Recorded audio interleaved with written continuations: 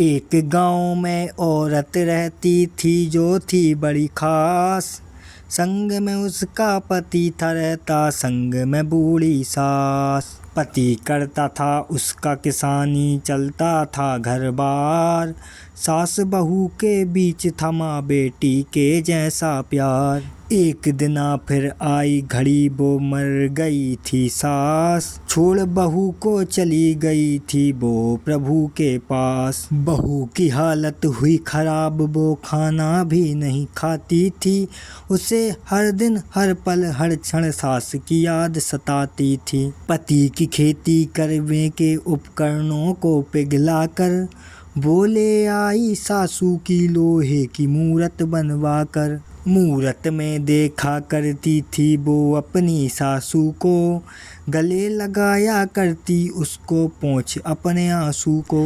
पति को ना मिला सामान तो उसको गुस्सा आया, नाक काट उसने मूरत के संग पत्नी को भगाया। रात हुई पत्नी अंधियारे में जंगल पर पहुंची, चढ़ गई वो पेड़ पे देख कर शाखा एक ऊंची। आधी रात को पेड़ के नीचे चोरों का था डेरा, बांट रहे थे सोना चांदी, ये तेरा ये मेरा। चोरों को देखा औरत ने, वो डर कर थी कांपी। छूट गिरी हाथों से उसके मूरत सासू माँ की। मूरत नीचे गिरी हुई फिर जोरों की चिंगारी।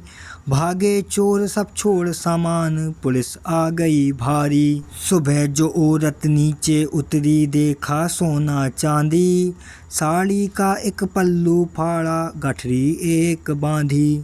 लेके सारा माल खजाना घर को जब वो आई, इतना सारा माल देख पति की आंखें चकराईं। पति गया एक घर में, घर था उसके घर के बाजू।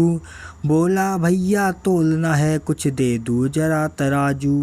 था पड़ोसी बड़ा चालू, उसने चतुराई दिखलाई।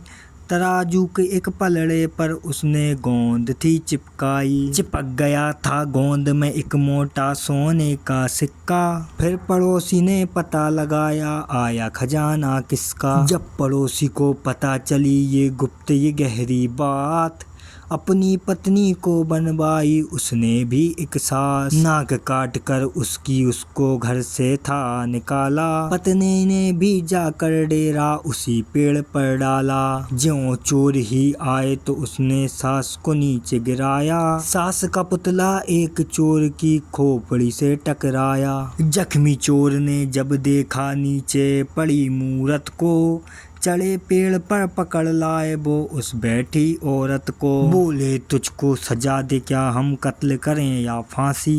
उससे फिर करवाई गुलामी, बना लिया था दासी।